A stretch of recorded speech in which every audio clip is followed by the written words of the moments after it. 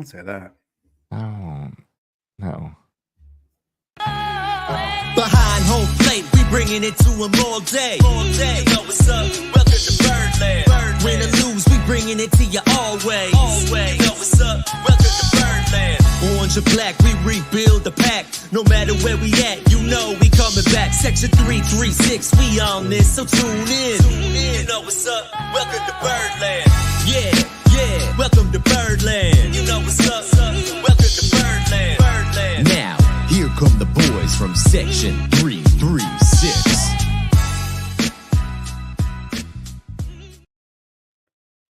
Ladies and gentlemen, boys and girls, Baltimore sports fans of all ages, welcome to Section 336, next generation of Baltimore sports talk. I am your daily starting host, Matt Soroka.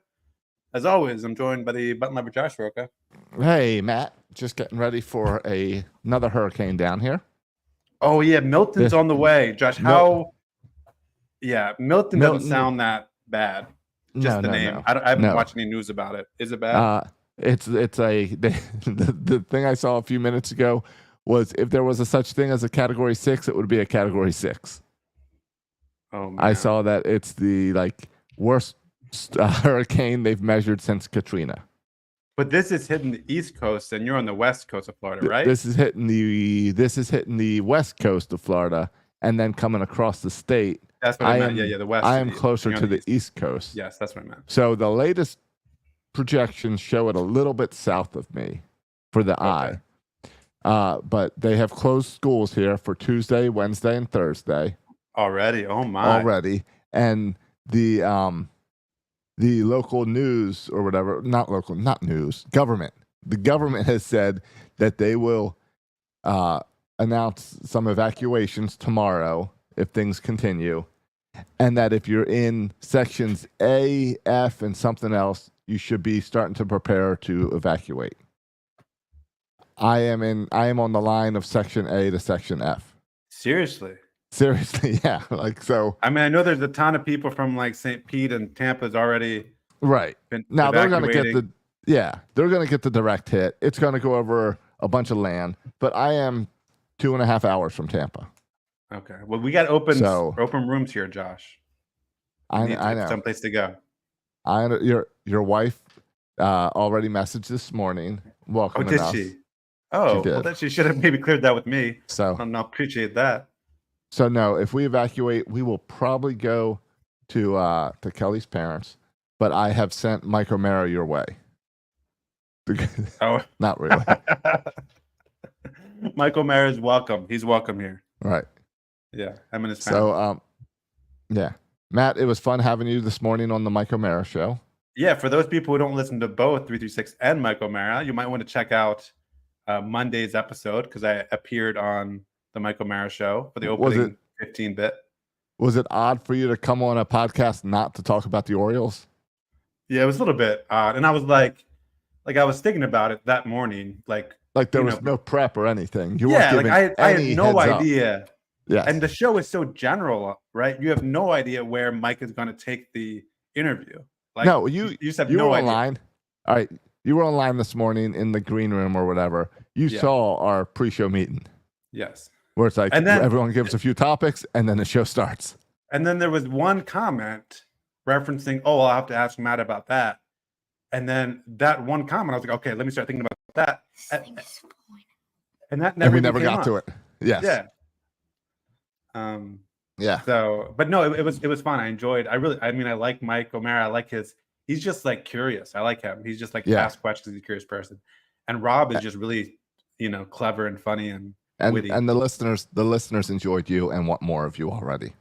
Oh, so man. you did your job. 15-minute. Look at that. They're hooked. Well, tell them to go to section 336 where they can hear me for an hour. I knew Mike was enjoying it as soon as you and I started bickering about the Orioles. Yeah, and that was the opening 30 seconds. That was opening 30 seconds. So, yeah. Well, because I was giving you a hard time about how optimistic you were about the Orioles. I'm embarrassed. I'm embarrassed about our last episode.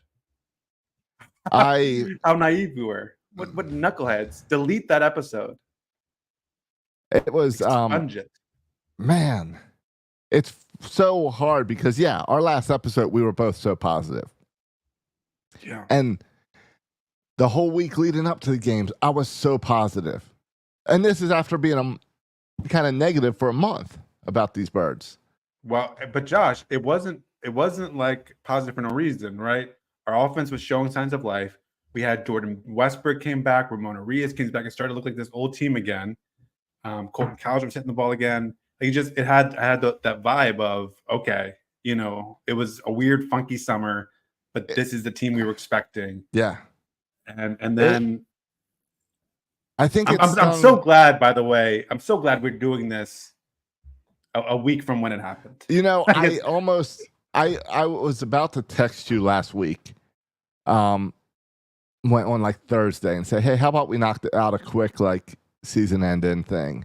Yeah. And this isn't going to be our season ending podcast. We'll do awards and everything maybe next week. No, we're just dealing with the playoffs today. Yeah, and I am so glad that we didn't do that on Thursday. Yeah, I don't know how people do I mean, there were people hopping on Twitter and doing live streams, instant reactions, like instantly after the game. I don't know how you do that. Like just how I grieve. This is like a grieving process for me. I just don't want to talk about it. I just don't want to think about it. I don't want to talk about it. I just want to like be alone and be sad. I can't watch baseball for at least a few weeks after this. Yeah, I haven't been able to. I've kept up with like who's winning and losing, but I haven't been able to sit down and watch it. Of the Mets because they're kind of fun. But yeah, I mean, we could have done the instant reactions, but we would say things we regret. I think. I definitely think because it was irritating. It was really irritating to go to the game and see the best pitching performance Corbin Burnes has ever put out as an Oriole. And that was like, as a fan of baseball, it was cool to see a pitcher duel. Yeah. As a fan of the Orioles, it was awesome to see Burnes. Burnes could have pitched all 9 if he wanted. If this offense would have just scored a run, he could have pitched all 9, no question. But then to see this offense be so irritating and so just untrustworthy that you cannot count on them to do anything is the most irritating thing I think I've experienced. They're so bad in the playoffs. Always. Yeah, and this is not just this is now becoming a thing, right? It's becoming a thing now. Yeah, it's 10 straight playoff game losses. But 2 straight sweeps back to back. But more embarrassing is 2 straight sweeps in back to back years. Because a lot of 2 times that I have traveled to Baltimore only to come home a loser. Yeah. I hear that giggle, Silas. Next year, maybe you're part of the problem, Josh. Everything about that. Next year, maybe you're part of the problem. I'm not going. That's what I said. And then I'll show up. You have to win a round for me. That's where I'm at now. I'm not going to the game until you win a round for me. Orioles win a round, and then I'll show up. Give me 5 runs. 5 runs, I'll show up. Oh, you usually want some runs. You don't care about the win. Just give me some runs. Yeah. It's so. And here's my.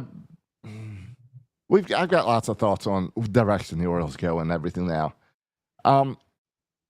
My biggest frustration is I do not look at this season as a successful season.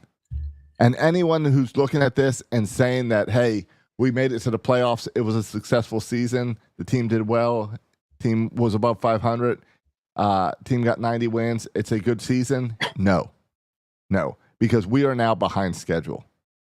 We had these young guys. Last year was early. This year we were supposed to be on schedule. And to not be able to win a game is disappointing, and we are behind the 8 ball now. Okay. I don't know what all this on schedule, behind schedule means. It means we were supposed to make we have a young team that was supposed to make an impact this year. We did not pay Corbin Burnes. Oh, see, I said I wasn't going to be negative. We did not pay Corbin Burnes all this money to get us to the playoffs.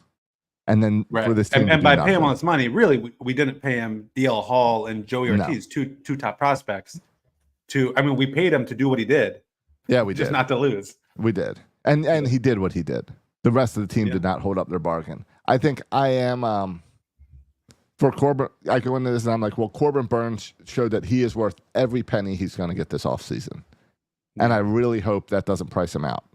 Well, the irony is, and it shouldn't have priced him out, but we can get to that later. No, yeah. But the irony is, right, that this, for years, Josh, I mean, this is not just a new thing.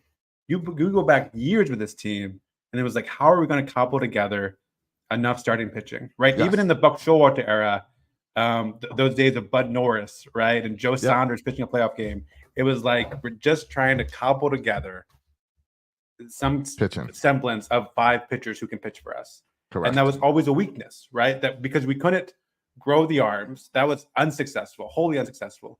And we never could pay. We would always take the cheap way out with an Ubaldo Jimenez or an Alex Cobb, who neither signing turned out, because to pay for the top pitchers is really expensive.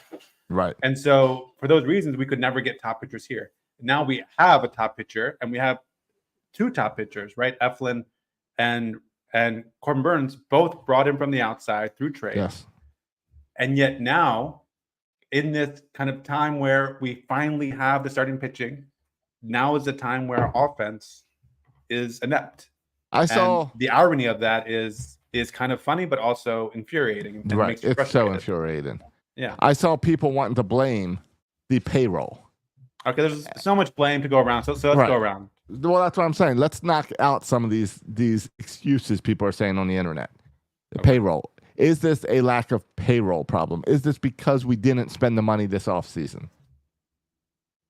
I mean, if you want to play this game and go all the way back to the 2023 offseason and what we could have done, who we could have signed, I don't remember exactly who was available, who we didn't No. sign. But you know what we would have been doing?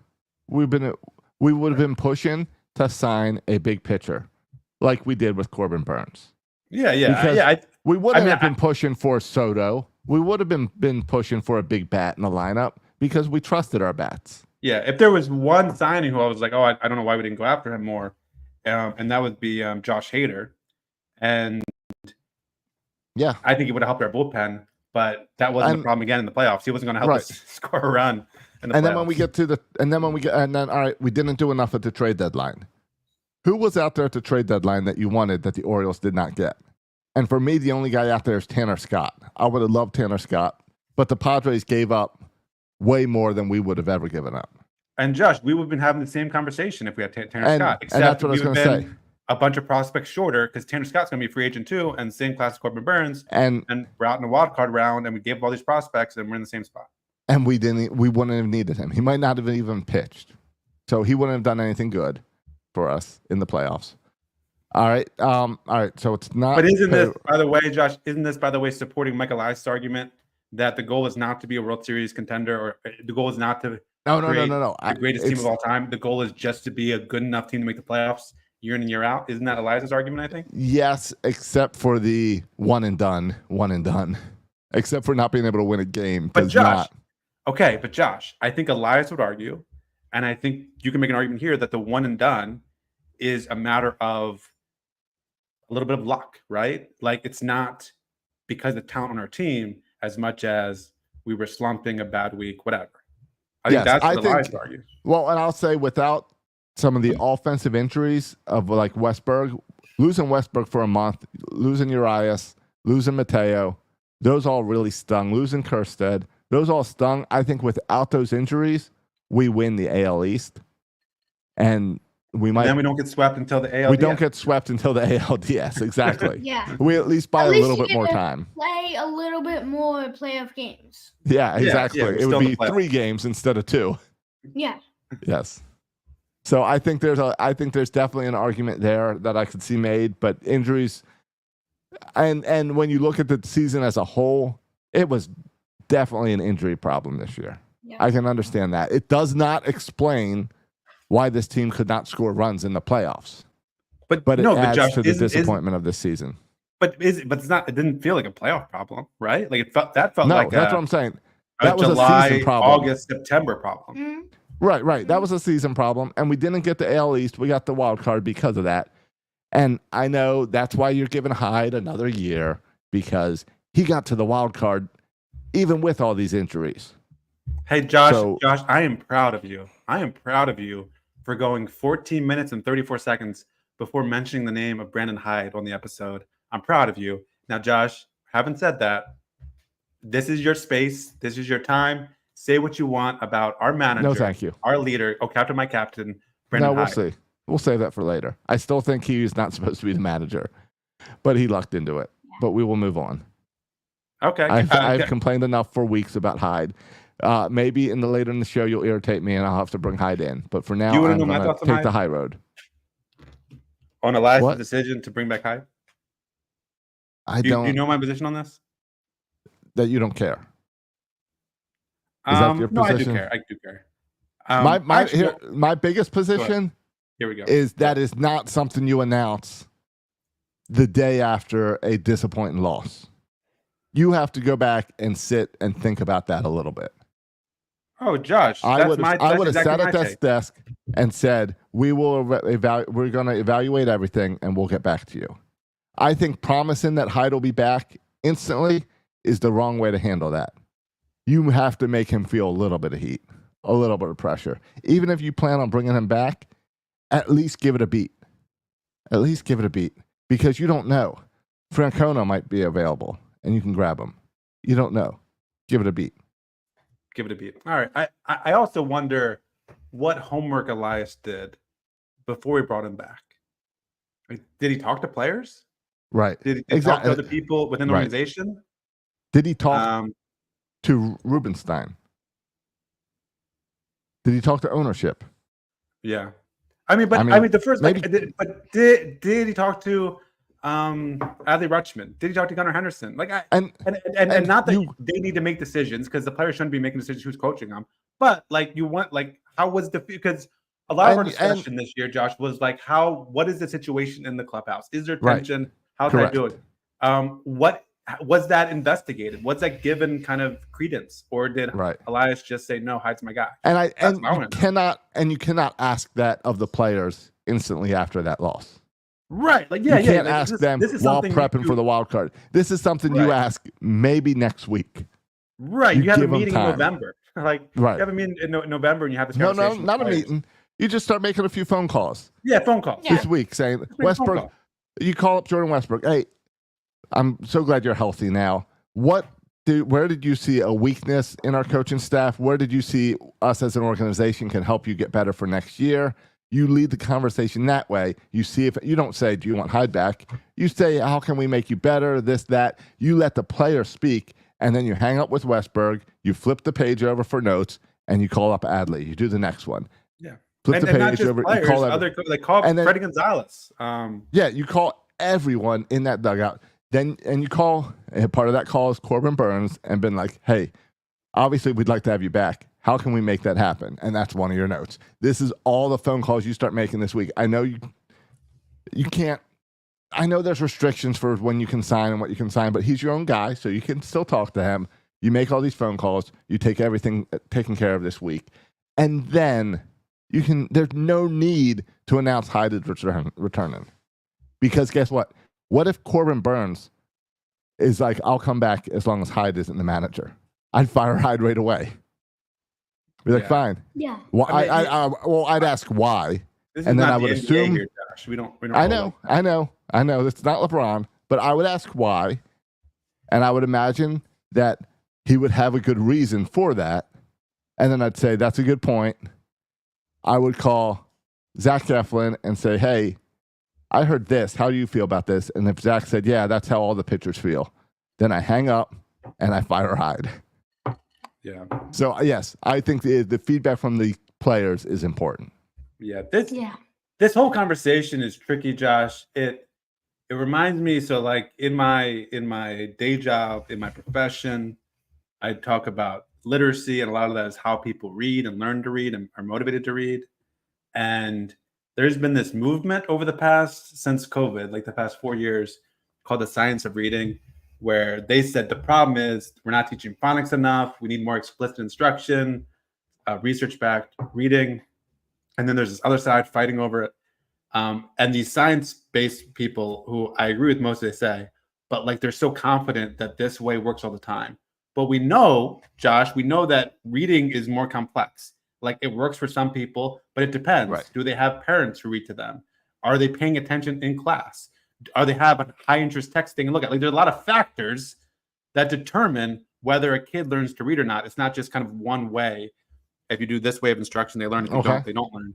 And I think it's the same thing with this team where we want to say it's just one thing, right? If we had a veteran hitter, boom, our problem will be solved. or if we had a Right. better manager, Boomer problem would be better solved. On the other hand, it could just be, Josh, it very well could just be that this same exact offense we can bring back the same exact offense next year, and they can be the top offensive team in all of baseball. It's very possible. Well, and it was just a bad week. Yeah, that's exactly possible. I mean, too. yeah, they it's faced a really hard thing. Right, they had to face good pitching as well. Well, and you talk about like free agency, and I thought, by the way, I don't think it was just good pitching. There were some bad at bats, but it also could be like players had bad at bats and they had bad games. Well, I really think from watching these two games, and it's something we've talked about all season, this team is too resilient on the long ball. And you can see it in their swings. You could see it by how many high fly balls to the outfield they hit that just weren't long enough. That went too high. That went to the warning track. Where if it got the right wind, you know who just is relying on the long ball? It's Orioles, the Yankees, and they're still in the playoffs. So, but fine. Well, yeah, I get it. But a lot of our warning track shots would be home runs in Yankee Stadium. Yeah, maybe. Yep. Because it's easy to say, and here's my thing with Elias too, and this goes back to that salary discussion. It's easy to say, oh, we should have run a veteran hitter or something. But if you just look at our roster, even just take offense, leave pitching off it, our offensive roster, and you line them up against the Royals offensive roster, and the Royals have Bobby Witt Jr., and he's, I think, better than anybody we have, and that's okay. But that's outside it. of that, yeah, I think our roster is significantly better, top to bottom. It is than the Royals roster. Mhm. And so I feel like Elias put together a pretty darn good roster. Yeah. Can we talk? All right. Now that you brought the Royals in, let's talk about game one. I don't want to Because, get into specifics, but fine. well, no, I want to get to one specific. I want to I get to don't the wanna fact get that a into week ago, I said there's going to be a moment where we need to accept that you are walking Bobby Witt Jr. because there's going to be a runner in scoring Yes. position, and you said do that. not Yeah, want you Bobby said Witt. that. I Yeah, we said that talked about clearly that. here a week ago. He's a superstar. Yes. And I am sitting in the stadium. I see what's going on. Bobby Witt's coming up, and I just say to everyone, well, we're walking him. Don't worry about it. well, We're because walking there was him. a runner first, right? If I remember correctly. Then he stole second. Because Right, he stole everybody second. steals. So then it was a clear first base is First open. base is open. We're walking Bobby him. Witt Jr.'s up. Yeah, wow. I went to the game with the Zany one and Dad, told both of them, guys, this is exactly what I said was going to happen. We're walking him. I am shocked that we pitched to him there. Yeah. Yeah. And yeah, Well, that lost the game. What lost the game, you could also argue, is you walked So- the number 9 hitter who's a speed demon. Like that was a Right. mistake. Yep. But then, Right. yeah, I agree. Yes. You don't pitch to Bobby Witt. You don't pitch to Bobby Witt. And Hyde put that on Burns, that he let Burns make that decision to pitch to him or walk him. Okay. And I Yeah, okay. But Josh, if you're a pitcher who's a competitive guy, you're going to pitch to him all day, right? If I'm Exactly. pulling And it Burns, goes- if you let me, I want to pitch against the best. Aaron Judge, Yes. whatever. Bobby Witt, It bring reminds me of John That's another good Harbaugh. job. When John Harbaugh will ask Lamar, do you want to go for it? Lamar Yeah. has never in his life said, It'd be no, I don't want to go 4th for and it. 10 at their own 10. Yeah. He's going for it. Yeah, yeah. Yeah, he has never said, I don't want to go for it. Corbin Right. Burns will never not think he can strike the guy out. Yeah. You have to, as a manager, know better and say, Corbin, just walk the guy for me. Just walk him. Do the I intentional agree. walk. Don't even pitch near him because they might swing at one of those outside balls. We've been burned on that in the past. So intentional walk, go. Yeah. But that didn't cost us the game, Josh. That Our cost us guys- game one. Our stars had chances and opportunities. They did. to perform, No, and they didn't. overall, the offense destroyed the It's game. not the pitching. Yeah. It's not the pitching. It's the Yeah. hitting. Yeah. It is. It is. You were right, Silas. Yeah. So, but then again, we go back to the hitting. Hitting, what's the problem? Hitting. But if you look at the roster again, and I think, okay, well, we need to address this. But then I look at our team around the infield. Where's the upgrade? Right? Westberg, Henderson, Holiday, Mountcastle. Where's the upgrade? Adley Rutschman. Right. Where's And the then- upgrade? And then on the Hauser. bench, on the bench, you're going to have. Where's Yeah. the upgrade? Yep. And on the bench, you're going to have Mateo and Mayo next season. Yeah. And it feels like, no, we need to change stuff up. We need to blow this thing up. But no, this is the team. These are good players. Right. You mentioned Santander. Do you re-sign Santander, or are you trying to bring him back next year?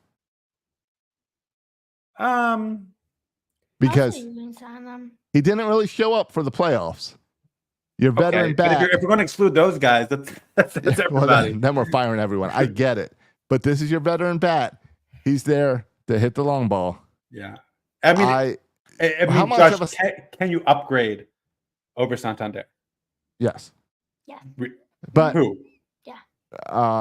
If you give me that guy, if you tell me we're going to pursue Juan Soto, then No, I would I don't say want to Soto. hear Santander's name again in my lifetime. If we're all pursuing right, Juan Soto, then all right, who's the forget guy? that. All right, forget that. Yeah. Inside our system, how much of a downgrade is it going Santander to Kerstead? We don't know. Yeah, right? I think it's Yeah. too hard to determine, right? Yeah, I mean the switch hitting is also a big thing with Santander. They can do it from the right side and the True. left side. Hyde loves that so much. So yeah, I mean, I think it's going to be an interesting conversation because, again, if you go roster position by position, it's hard to imagine a lot of upgrades we can make to No. this offense. And you're right. A veteran bat like Soto is really the only like offensive guy you could really sell me on. But it would have to be an elite veteran bat. I think like Alex Bregman's a free agent. Not to be like Alex Bregman or Juan Soto, like one of those kind of guys. No, because the reality of it is, Josh, and I'm okay. Listen, and this might be a hot take. I'm okay rolling this thing back with the same squad. Resign Santander. Let's roll it back with the same squad. Yeah.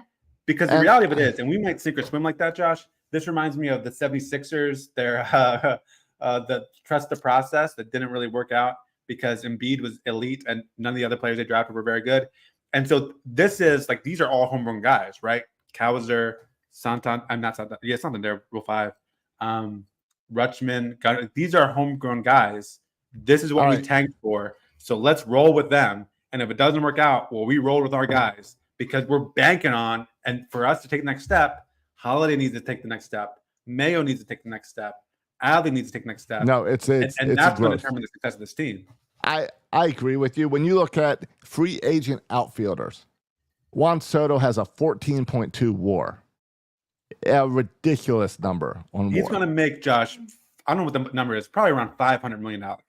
Yeah, yes, He's going to be the second highest paid player ever. Yes, besides, And if the Orioles want to pay that money, I will go buy a Soto jersey. I will be first in line, no problem. Me too. But well, I'll do a jersey, but the same difference. The next outfielder is Cody Bellinger at a 6.7 WAR because he can opt out this year if he wants. Okay. The third outfielder has a 5.9 WAR, and that is Anthony Santander. Yeah. So like, where's at that point, it's like I'd rather just stick with what I know. Yeah. If you're not getting me Soto, get me Anthony. Yeah, I agree. So, like, when you look ahead, kind of what the needs are, you would have to watch the playoffs and think the upgrades are needed on offense. But it's not. But it's not. Like, you need another starting pitcher because you're losing Burns. You need to re-sign him or get someone else. Right. And then I think you need another reliever. Tanner Scott would be a nice fit. He's going to be super expensive. Yeah, Tanner Scott's going to, especially since he's performing in the playoffs, he's going to be expensive. Yeah. But I would love Tanner Scott back. And I think you got to look at the timeline of some of these guys coming back. Felix Bautista's coming back for spring training. Grayson Rodriguez is back for spring training. So now you've got a starting rotation of Eflin, Rodriguez, Kramer. Bradish comes back, what, midsummer? Yeah, I think it's July. Who else is on that injured list? Tyler Wells. Tyler Wells is around, he's probably around the same timetable as July-ish. Maybe June. He might be a little earlier. I think he might be a little earlier. So John Means is a free agent. John Means will never be an Oriole again. You think he's done? I don't think he's going to play baseball again. Oh, you think he's done? I think it's hard to bounce back when you come back. What do you have? 2 starts between surgeries, if that. I think Tyler Wells. I would rather have because Tyler Wells and Bradish aren't coming back to midsummer. You want to bring in another starting pitcher. And because you can put these guys in the pen to work their arm back as well. Mm-hmm. Well, yeah, and listen, you start out with 5 starters. How many are there still standing in July and not on the injury list? Right. Well, for the Orioles, how many different people started an Oriole game this year? Do you know that? I don't know. You can look it up. I would guess maybe 12. I would think it's more than that. Yeah. But again, when you talk about players coming back from serious injuries like Tommy John surgery, I think there's this. We want to say, oh, well, Kyle Bradish will be back and just be like normal, or No, I mean, but how look at pumped are we to memes. watch Felix Bautista? But there is like some risk that they don't return to that peak form that they were in when they left with injury. We're getting so many pitchers back, and I think this is going to build a better team. We're getting so many good pitchers coming back. I think it's going to build a better team. Yeah, I agree. I think Yeah. Kyle Bradish would have been our number 2 starter if he stayed healthy all year Yeah. for the playoffs. I agree. I am seeing. No, that's never mind. I hate that I had pulled up postseason stats when I tried to look at things. That's too bad. Hate No. to see that. Hate to see that. You're not going to Yeah, find many especially good when it's numbers all on zeros. postseason stats. No, Maybe if you're looking at our pitching, but certainly not our hitting. So yeah, I mean, I think this does put the pressure on. If you think about next year, it's going to be an interesting offseason. Like I'm fascinated to watch because we have new ownership. We haven't really spent money at all, and so now is our first opportunity, right, to spend in free agency with an ownership that has money and that wants to win and wants to win now. We still have the same GM who I don't know if he knows how to sign a big free agent. Though we did Right. question his ability to sign a big, kind of make a big trade, and he did with Corbin Burns. That was a big fish to land. Now, can he land a big fish in free agency? We'll wait and see. I mean, I'm curious to see, Josh. I don't know how realistic our expectations is. Like, is it even realistic? You mentioned Santander, how high he is up left. Like, how many teams are going to pursue Santander, a switch hitting outfielder with power, this offseason? I think a whole bunch of teams are going to pursue Santander. I think a lot because you mentioned switch hitting with power. Yeah. And so do you think it's possible Orioles can't even compete with that? And I hope that's not the case, but I'm fascinated to find out. I agree. I do think that Michael Elias still has to be focused on internally and re-signing Santander Burns to get started and decide whether you want McCann back next year or not. Well, yeah. Josh, if it's time for Samuel. So what are the positions to upgrade? And for me, backup catcher maybe. Yeah, backup catcher and bullpen are my big ones. Really? Can I say something maybe controversial? A position Left player field? that maybe could be upgraded? What position do you think could be upgraded the most? The most potential for upgrade? First base. Oh, interesting. Because first base is not putting up the power you expect from a first baseman. Yeah, I think I like Ryan Mountcastle a lot. over numbers. I like the Mountcastle at first base, but maybe the numbers don't warrant it recently. I think it's yeah. I would go with first base if you're talking position. But you're right. Backup catcher would be one where I'm curious if they think it's ready to bring Basello up as your backup, or if you're going to make a move. I mean, it was interesting how much. I mean, I don't know if this is always the plan, Josh, but Adley played a lot of DH this year. He did, and that comes to that question of when he has struggled for 3 months. What's going on there? Is he not 100%? Is that part of the more DH, or what was going on there, or was it as simple as Burns liked pitching to McCann? Yeah. No, the one guy that comes to mind for me in terms of maybe there's a potential upgrade, and that would be center field. Okay. In Cedric Mullins. Yeah. I always thought that it was, I always was disappointed that we got rid of Hayes, and because I thought Mullins was the guy we'd get rid of and keep Hayes. But Hayes isn't doing much for the Phillies either. I mean, I love Mullins' speed. I love his defense, but when you're only batting .230, only getting on base 30% of the time, that's your speed is not as helpful. So, and I don't know exactly who else is out there, but what you can do is move Cowser to center field, which then allows you to put someone else in left and right. So if you want to bring back Santander and still go after Soto, we can make it work. Yeah.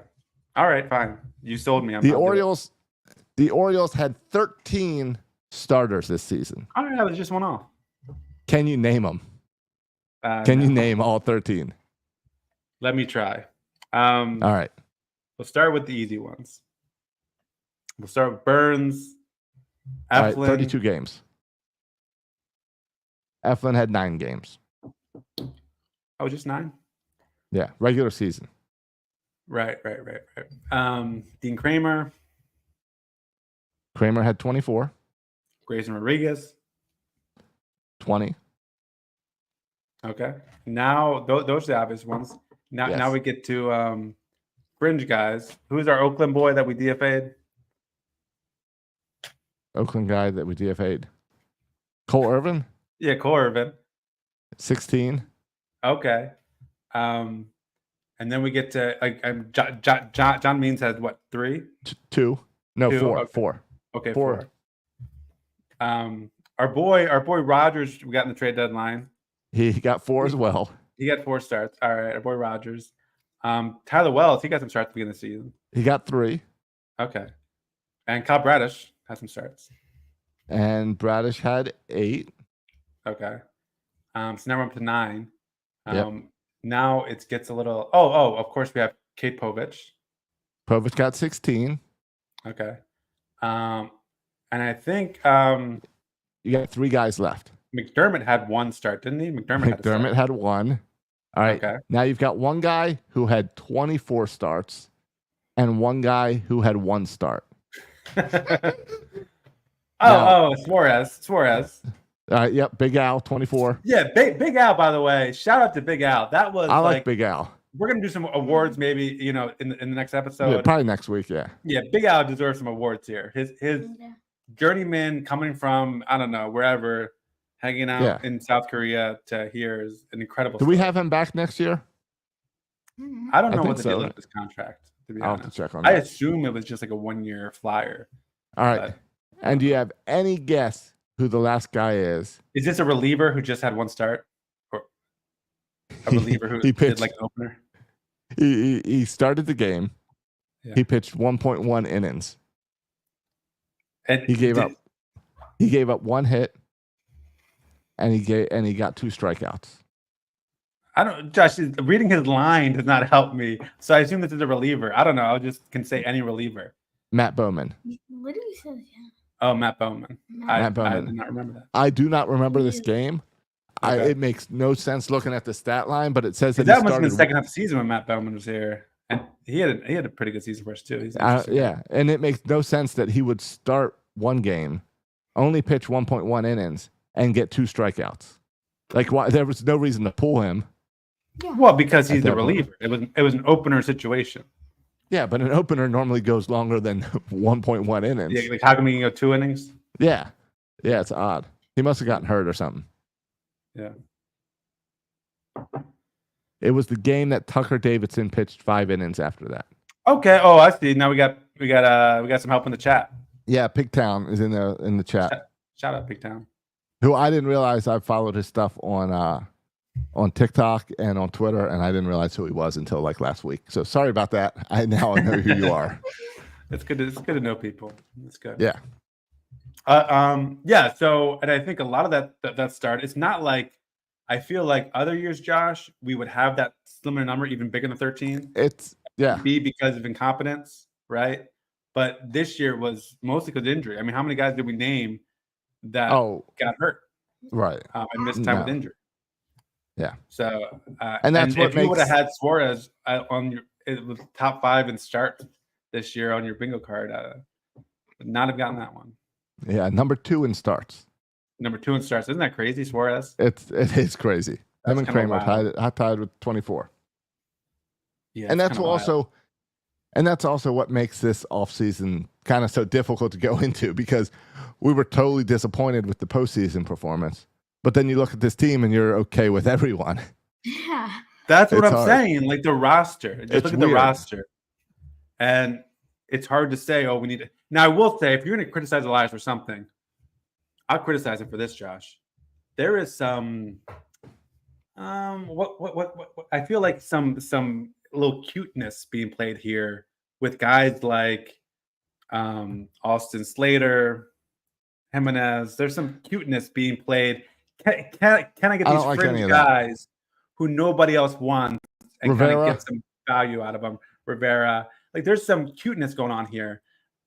I'm not a fan of the cuteness at the trade deadline. Me either. I'm Me not either. a fan of it. Give me solid, proven guys. Or I don't want to. This is not 2019. We're not trying to revitalize someone's career by just giving them playing time. This is not. We're done with that stuff.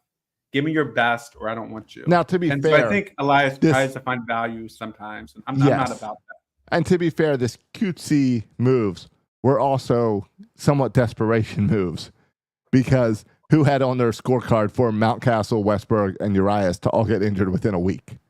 Yeah, maybe, but Eloy Jimenez. Yes, I mean, I totally forgot about Jimenez.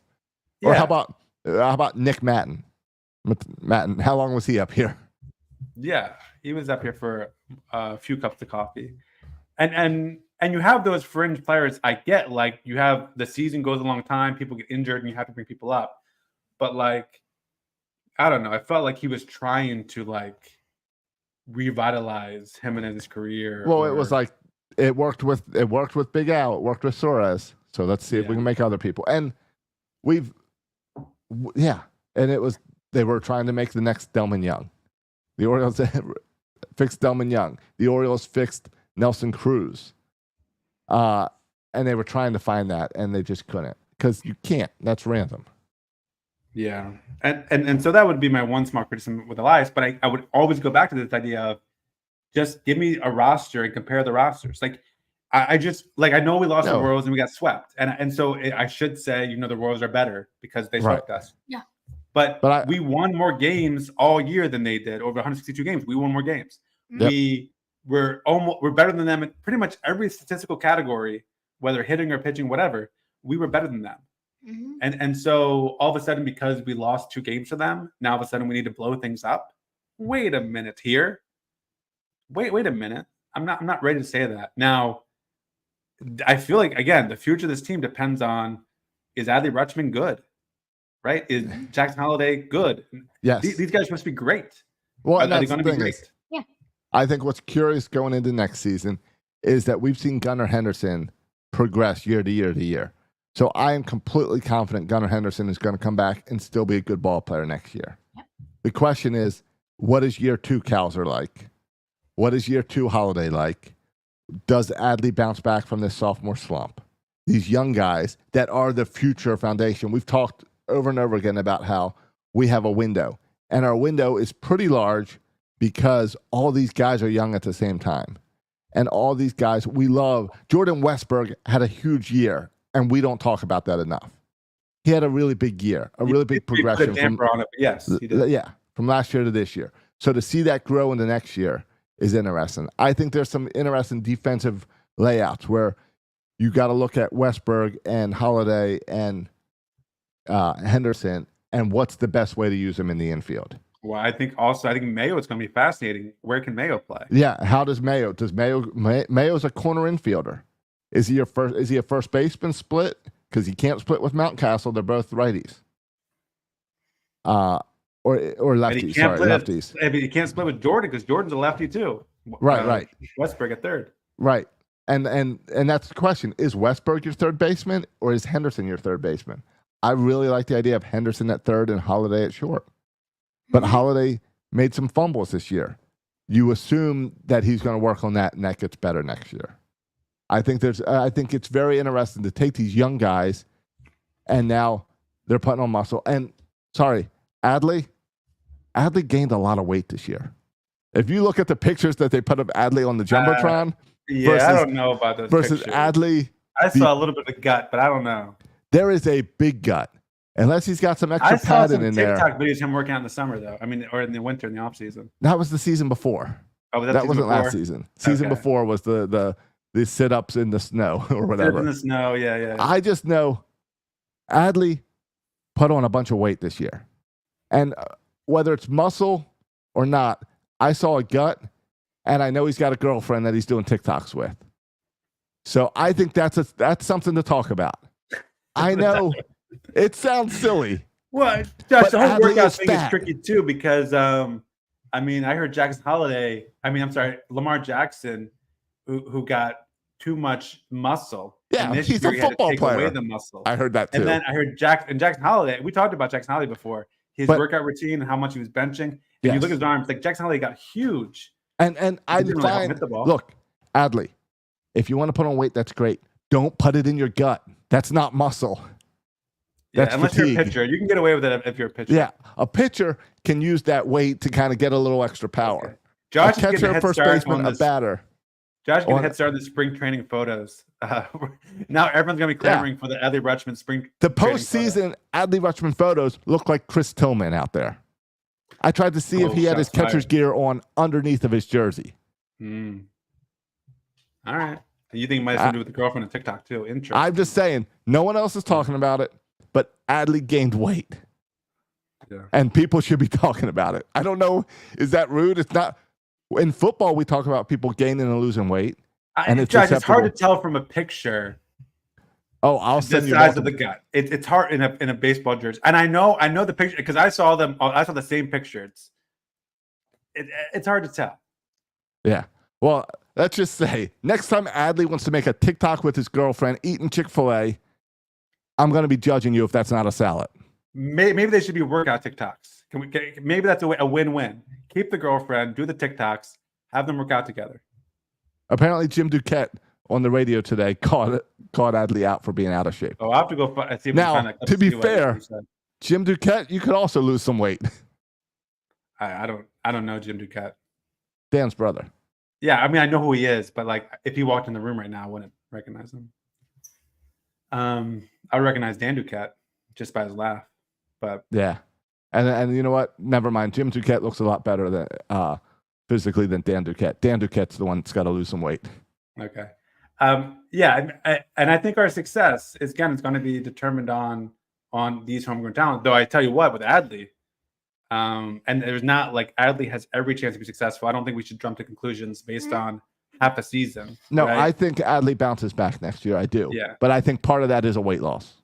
Okay, but that's fine. And for Adley Rutschman though, there might be a little bit of footsteps too, because With- Samuel Basayo Yeah. is now our top prospect, and he's tearing through the minors. Is he? and he plays catcher. I know we've got months to talk about this. Yes. He's going to get the spring invite. Yes. Is there any chance they go into this with planning on him being the backup catcher? Well, it's interesting because 2 years ago I said no chance, but watching how much it's so hard, Josh. I want to say Weeders every time. How much Rutschman played DH. Yes. That I think there's enough opportunity for Basayo to get enough at bats alongside Rutschman, both of them at catcher, just sharing DH and catcher Right. duties. Because there's no chance I- we're signing a straight DH.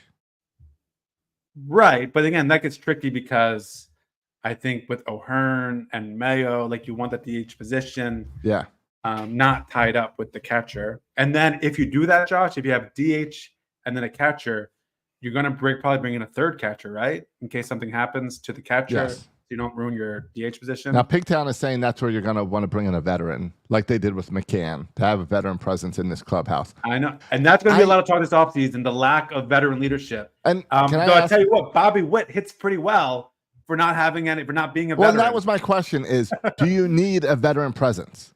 Because Adley and Gunnar have been in the playoffs now twice and lost. These guys came up through the minors all together. Do you need a veteran presence?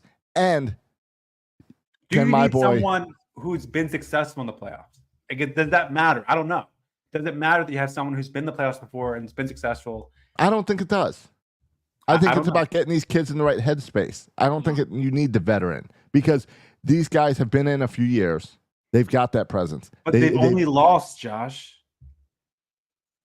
Congrats. They've been in the playoff and lost and played terribly every time. I know. I get that. I don't know. It's something where I don't either. know. Like, I don't know is the if, role of the veteran. I don't know. and I don't know if the clubhouse was an issue this year because everyone leans on one little comment Austin Hayes made. Yeah. Well, I remember we would tear our hair out why Adam Frazier's on this team when he's not, when we have other prospects who are better than him. We've had these conversations before about why are these veteran hitters here, Right. mostly second baseman. We're like, we could do better with prospects. And I think the argument is clubhouse stuff, right? And it's a why long is season. that? You want those But veterans.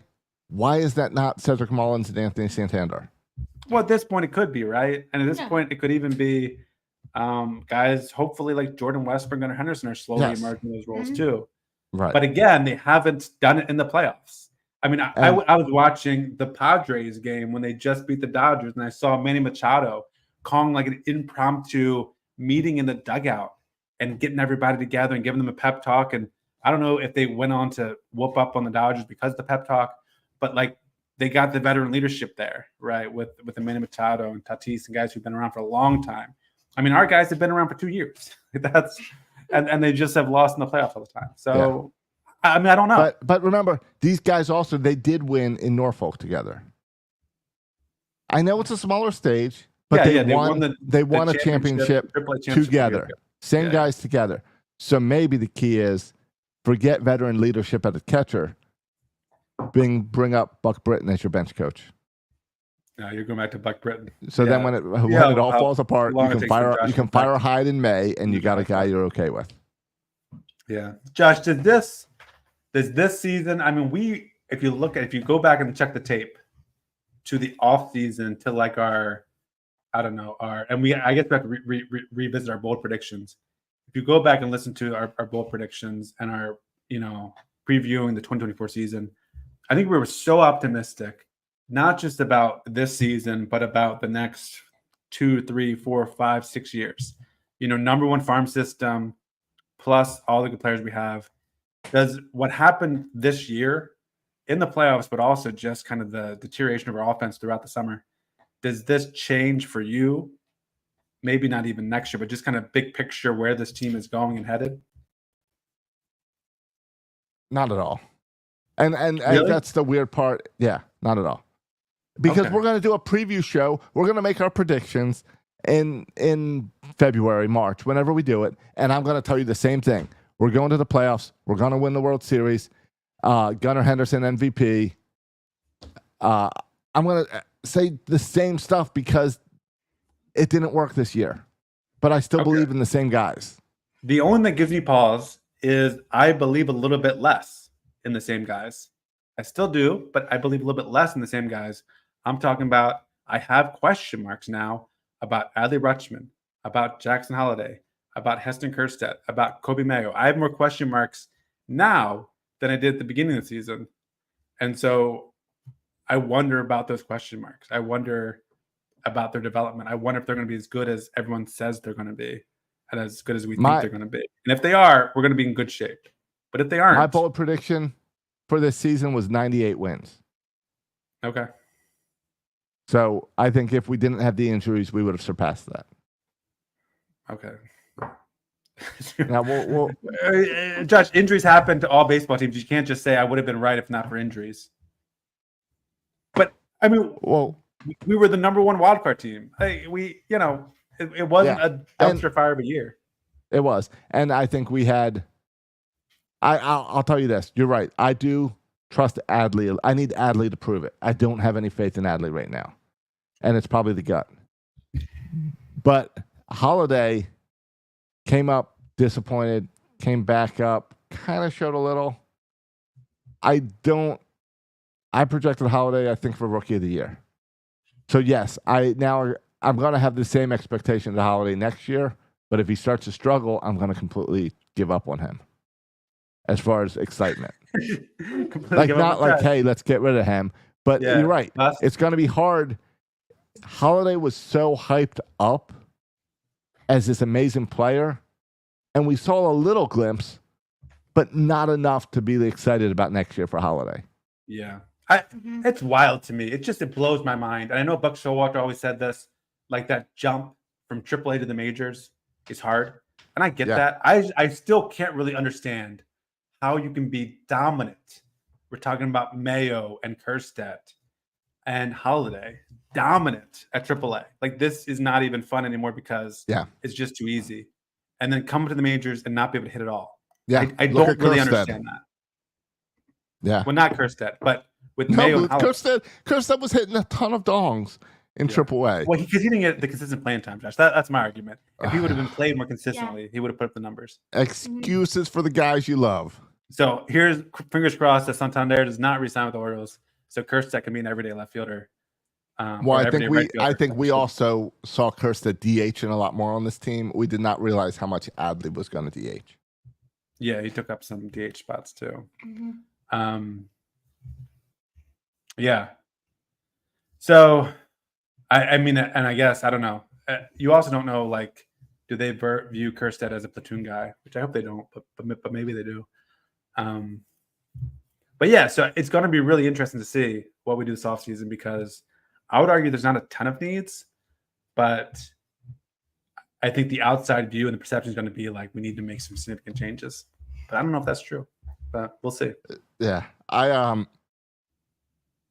Silas, I don't know if you know this, but I texted your dad on Friday, and I just shared with him something where someone said, "Hey, the Orioles should have spent money this offseason." Yeah, and your dad responded to me with like 6 pages of comments complaining and telling me about everything the Orioles did wrong and why this guy's right and the Orioles are fine. And I don't know if you see this. Look at all of these text messages from your dad complaining. Yeah. So Friday he was a little fired up. It was, and the premise of my argument was it's so easy not to money. want to. What's that? Yeah, it's so easy to blame money. Our roster's good. The problem with this team in the playoffs was Gunnar Henderson didn't get the big hit. Yes. Adley Rutschman didn't get the big hit or any hits. Right. Santander didn't get the home run. Hey, what we're relying all year, the players didn't perform. And I still think the roster's good. We just did players who didn't perform. And that happens. Yeah. So you'll notice when you sent me that flood of text messages, I did not respond. Yeah. Because I saw that flood and I said, "Oh, I responded a little too early. I got to wait for the podcast." So I didn't even read all that text because I saved it for today. You see people on X, Josh, and I think they know everything. Well, that's the thing. And that's what it is, Josh. There's arrogance this guy to think that you can actually pinpoint exactly what's wrong with this team and what would fix it. There's this guy. And it's too complicated for that. You can't. There's this guy, Pigtown Sports, hops on right after the game, thinks he can fix everything. Just kidding. He does a great job, actually. He's probably the best at the instant reactions. Yeah, I mean, good for you doing the instant reactions. I can't do it. Because he's actually a baseball player. Yeah. You know, he's a former, I think, minor league baseball player. So he at least can handle a little bit of that. Where we've watched decades of baseball. Yeah. I mean, really, it's not even that. It's not even that I get too emotional talk. It's like I just don't want to. Like I don't want to. I just saw my team lose. I don't want to go on here and no, unpack the whole thing. That's all I want to do. I just want everyone to leave me alone. That's a great question. That's a great question as we're wrapping up. What did you do as soon as the Orioles lost? Game 2. They lost game 2. We watched it because Silas had practice, right? You had travel ball practice. And Matt just unplugged his microphone. And now he's digging out even more cords, so he must have majorly yanked it. Him and Silas share an earpiece. One day we'll get Matt a splitter, but somehow they have unplugged the microphone, their headphones, and everything, all in the process of answering a simple question of how he handled after the game. So he will be back in just a moment. Matt, you there? I see you fighting with the cord. Yeah. I unplugged the cord. All right. So you were at the travel practice. Yeah, and they had a big TV there, so we were able to watch the end of the game there. Oh, that's horrible. So you had to watch it with other people? Well, no one was really caring about it, except for... Yeah, but you're around other people. Yeah. So people are watching you. Yeah. And so I watched it. And by the way, the 4:00 timing, just in my life, it's disastrous timing. It's absolutely disastrous. Because I got life going on, practice. And I'll tell you, I went to game 1. Yeah. We watched game 2 on TV privately. Yeah. Because I did not want to go to a sports bar and have to deal with people. Yeah. And then I came home and Emily said, like, why are you so upset? And I was just like, and I was just kind of being short and irritable, as I sometimes can be, but I was especially short and irritable. And then later that night, she said, "Oh, how'd the Orioles do?" It's like, "Oh yeah, their season's done. They lost." But so I was just kind of irritable and short. And actually, to be honest, I was the same way the day before after they lost the first game. I was irritable and short. No, kind of the whole day, just in anticipation of game 2, and because I was mad because I had to take Silas to practice, and I just want to be left alone to watch the game. And we had a lot going on in our house, and the kids running around everywhere because 4 o'clock they just got home from school. And so I was ticked because I just want to be left in peace to watch the game and kind of be sad by myself. Yep. But life does not afford you that. And so I was mad about the start time. And then I'm mad because I see people on Twitter posting about attendance. And Josh, why the freaking Baltimore Sun, after the Orioles just lost, you can talk about manager Hyde, you can talk about Santander, you can talk about free agency, you can talk about the year Suarez has had. There's so many storylines to talk about. And you want to write about attendance? If you want to talk about attendance, the article better be how this team has sucked for 3 months, and that's why nobody came to the game. But why is that even a top talking point? It's not. It's not. And do some research and look at wildcard games across the country all had the same problem. Yeah, it wasn't just us. It wasn't just us. So I did come on here, Josh, the week before and said, why are our tickets so freaking expensive? Yes. And you were right. The reason why they had to cut the ticket price. That's all the reason why there's not many people there. Yes. If they were started off as cheaper, I think more people would have went initially. Yeah. They made them too high, and Major League Baseball did not do themselves any favor by waiting so long to announce the start times. Yeah. 4 o'clock is brutal. Now, I'll tell you how I handled the how did you I handled the I went to game 1, came home from that loss. I went right to bed. I laid in bed and I watched the vice presidential debate and fell asleep. Oh yeah, the VP debate was on. On the next day, watched the game on TV. As soon as it ended, I went into my room. I booked my flight back to Florida, and I went to bed and I watched the Monsters documentary about the kids that killed their parents. Okay. And I'm watching that one. Yeah, Silas, skip that one. It's not for you. And then I spent all of the next day binging that series, and that's how watching these kids, crazy kids, is what got me through dealing with not having to think about the Orioles. Yeah. I stayed off of Twitter. I stayed off of all the sports sites. I just blocked it all out. Like, I want nothing to do with you. I had to do the Mike Gomera show, so I did that. I did work, and I just blocked out sports. Yeah, and props to you for listening to this Orioles podcast. I guess you like the pain. But yeah, I didn't listen to any Orioles or baseball. I didn't listen to Buster Olney. I was listening to his. I didn't listen to his. I didn't listen to Orioles podcast. No, I'm not. No, I couldn't handle it. So hopefully today's Monday as we're recording this. Hopefully you 336ers are at that point where you're ready to start processing the pain instead of blocking it. Where we're at. I'm ready to jump on the Ravens train here. I mean, that was one of the greatest games. Ravens. That was so much fun on Sunday. I love that game so much, and I feel so good about that win on Sunday that I'm ready to let them put my energy in the Ravens. No, and them having a big win after a tough Orioles does help with the transition. Mm-hmm. So we can get excited for the Ravens now. Yeah. And then so only one team wins in football too. The problem is Silas was telling me today, Silas had a baseball game today and he got a game ball. But he got a game ball another game too. But this time they handed out 4 game balls. And what were your thoughts, Silas, on the 4 game balls compared to the 1 game ball? Next time it'll be 9 game balls. Yeah. So what did you say, Silas, about the 4 game balls? I think that was easier to get a game ball since there's 4 instead of 1. Yeah. So like it's easier to get if they're 4 game balls. I think they should do that with sports. The problem with sports, Josh, is only one team wins. So every other fan base gets home depressed. So there's a pretty good chance the Ravens season is going to end with me depressed. And so I think if maybe 4 or 5 or 6 teams were the champions, more fan bases could be happy. You wasn't the NBA talking about like a mid-season tournament? Oh, they did it last year. Yeah. So you win in the middle and you win at the end. Yeah. Well, it's also because people weren't watching 82 baseball games or 82 basketball games. Yeah. No, don't change baseball. Baseball's great. Leave it how it is. You don't think there should be more champions so more fan bases can be happy? No, but here's what we can do. Here's how you fix it. I got a simple fix. Yeah. If you win the wild card, you don't get the champagne celebration. You only get that if you win the division. Yeah. If you win the wild card round, you don't get the championship celebration. You gotta win if you get champion celebration, if you win the division, or if you win the American League or National League. You win the league or the division, those are your championship celebrations, and then finally the World Series. All of this, celebrating in the clubhouse with champagne for making it into the wild card has weakened the celebrations. It's like giving out 4 game balls. Yeah. No, that's it. How many teams make the playoffs? The third wild card? Okay. What's it? 8 teams? No.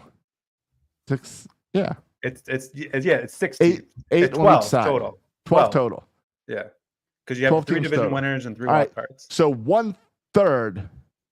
No, that's more than 1/3, right? What's that? 30. There's 30 baseball teams. There's 30 teams. So 12 out of almost 30. half Do of that you get to percentage. celebrate with champagne. Yeah, 40%. That is whatever it ridiculous. Yeah. That is trophies for everyone. It's 4 game balls a game. Get rid of it. Okay, Josh. Everyone should be miserable except for the best. All right. I'm excited. I enjoy talking Orioles baseball again. It's been a week of don't talk to me. So this is good. I'm excited that next week we will actually do a look back and some season awards, look back at our predictions and all that. Yeah, I'll go back and listen to our episode about the predictions, see how many I got right. Probably most of them right. And then we'll talk I about got next week. mine in front of me right here. It looks pretty good. All right. I think I'm pretty Look good. at you organized, able to pull yours up like that. Yeah. So. All right. We can talk about it next week. Yep. You ready to get out of here? Anything else going on? Hurricane might blow me away, but besides that, I'm good. Oh, yeah. I hope it doesn't interfere with our podcast. I don't think it will. By Monday, it should be out. Yeah. I mean- No, I have you taken provisions? Have you, I don't know, what does one do besides buy toilet paper and water? That's my understanding of how people prepare. I cleaned up the chair, the outdoor furniture and stuff in the backyard today. I went and got our camper out of storage because we keep it stored in like a field, like an outdoor storage. So I went and brought that in, and I put that in the garage. Okay. Twofold. 1, so it is protected from the storm, and 2, so that if we lose power, I can roll that thing out into the driveway, fire it up because the generator can power all of that, and we can have AC and everything in there. Okay, just live in the If trailer. we don't have power, we can always live in the trailer. Gotcha. So I got gas in the vehicles because all the gas stations are running out of gas now. I got the generator's full of gas, and I got another gas can. Yeah, Josh, you were So- you were doing stuff on Sunday. This thing doesn't hit till Wednesday, right? I was like, come on, dude. Yeah. But you're on top of things. Yeah, I'm I a was Tuesday getting out. kind of guy, day before. I was you're getting all out over it. ahead of it because there was panic all weekend with people, and Okay. so I had to go out and get, buy the water bottles, buy the extension cords, all the stuff that I wasn't prepared for last time. Yeah. And then And since you're then, ready to it's go. gotten worse. So Yeah. we'll see. We'll find out tomorrow if we're evacuating. This reminds me of a book I read last year called The Displacements, where 4 wicked hurricanes hit on back-to-back weeks in Florida and Texas, displaced most of the country. It's pretty good. Yeah, book. let's hope that does not happen. Yeah, no, that was more like a dystopian future here with all I the see. super hurricanes. I just finished hope that's Where not- the Bodies Are, or something like that. Home is Where the Bodies Are. It's my 4th book of the year. I'm pretty proud of myself. Oh, really? Maybe I just my finished 5th book 25, or no, book 20. Plot. It's Plot. pretty good. It's called Plot, and sequel comes out next month. So I read it in anticipation of sequel, which comes out next month. Okay, I Maybe think we're this gonna month. have an author on. I think it's a couple months away. Okay. But I there's like a when new you guys have Weaver- authors on Michael Mara. Promote reading. Yeah. It's good. Yeah, we're gonna have at least one on 336 this off season because there's a new book about Earl Weaver coming out. Oh, really? So that'll be Well, give me a heads fun to up, maybe talk I can about. read the book. No, you'll get an advanced copy. Okay, well, I haven't got I one got yet. you covered. All right. I know. I don't either. You'll get it. It doesn't come out until March, I think. Okay. I got you covered. All right. We'll be here with plenty of Orioles talk and whatever else is on our minds. Earl Weaver For the might have to post. bring Dad in for that interview. Maybe, but it won't. We're not going to be interviewing Earl Weaver. Just so you know. That would be hard. Yeah. Yeah. All right. Let's get out of here. Thanks Oh, for listening, I- boys and girls. Yeah. Last note, I came back in town just in time to coach Little League this weekend against the Royals. Another loss Oh, by the perfect. Royals. Royals have beaten me 3 times this week. Oh So, no, just rubbing salt feel- in the wound. just Did you at rubbing least it score in. some runs? Yes. Yeah, we scored more runs than the Orioles all wild card. All right. All right, wrap us up. All right, boys and girls, thanks for listening. Go ahead, if you enjoy the show, tell your friends, share on social media, subscribe on Apple Podcasts, write us a review. If you want your shirts, Look what came in the mail today. Nice. My very first Breaking Tea official MLBPA designed shirt comes in as I'm Looks angry good. at the Orioles. It Winning all for looks good. Birdland. Get ready. It's got Henderson and Anthony Santander on it. Let's keep that shirt relevant and go So resign let's down keep there. it relevant. Otherwise, I will have to update it with a new person on here. All right, Kirsten, get ready. Have you made Josh a Adley Rutschman belly shirt yet? Is that still coming? It's still in the works? Is that in the design phase? There's no way the MLBPA will approve that, will they? I hope not. No, I don't think so. I started playing with a design for the Ophers, like the Orioles, but Ophers, because we can't win the postseason. And I was like, who's going to buy this crap? I'm just irritated and angry now. Yeah. All right. Well, thanks for listening, boys and girls. You can follow us on X. You can follow me on X at section 336. You can follow Josh on X at Josh Soroka. Thanks for listening, boys and girls. And as always, go O's and go Ravens.